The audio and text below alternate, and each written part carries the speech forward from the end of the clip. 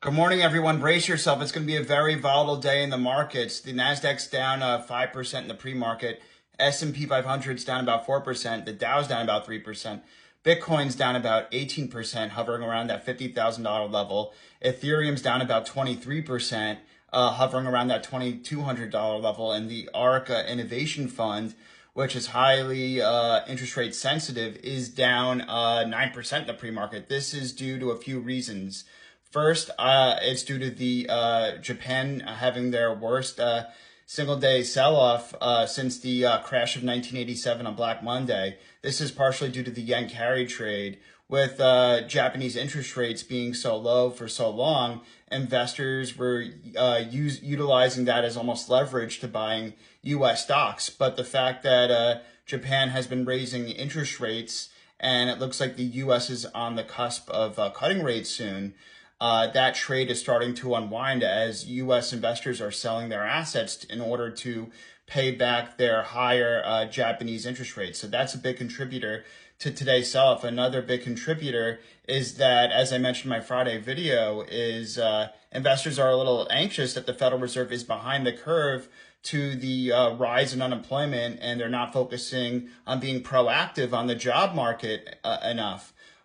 Yes, Jerome Powell kind of teed up an interest rate cut possibly for September, but the futures markets are now pricing in perhaps not only a 50 basis point cut, but perhaps an emergency rate cut intermeeting, especially if the markets take more of a tumble like this.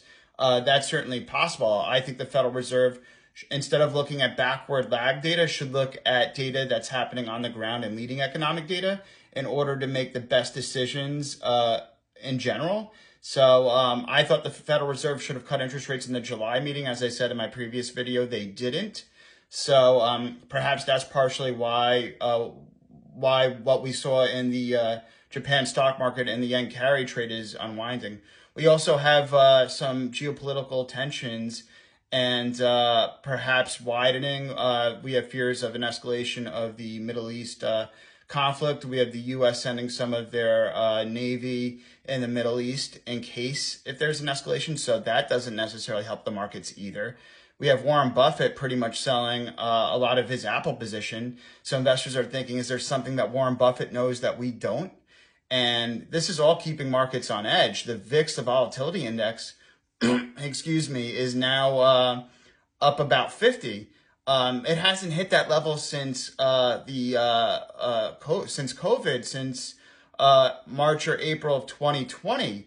Even the 2022 sell-off, we didn't see a VIX that high. The 2022 sell-off, yes, the markets were down about 26% for the S&P 500 and about 35% for the Nasdaq in 2022, but it was like a slow and gradual decline. It lasted very long, but there was no real big spike in volatility per se. Maybe we saw maybe some mid 30s. I think that was about the peak of it. But the spike in volatility we're seeing now with today's sell-off, at least in the pre-market, reminds me a lot of the spike in volatility during the COVID pandemic during March and April 2020. The good news is I think that this sell-off will be sudden and sharp, hopefully. And then this means that rate cuts are coming. I think it's possible that this might be done intermeeting, especially if the markets continue to take a nosedive down. But I would rather a sharp and short sell-off like this than in 2022 when it's slow and gradual, because when it's slow and gradual, you don't know necessarily when it's going to end.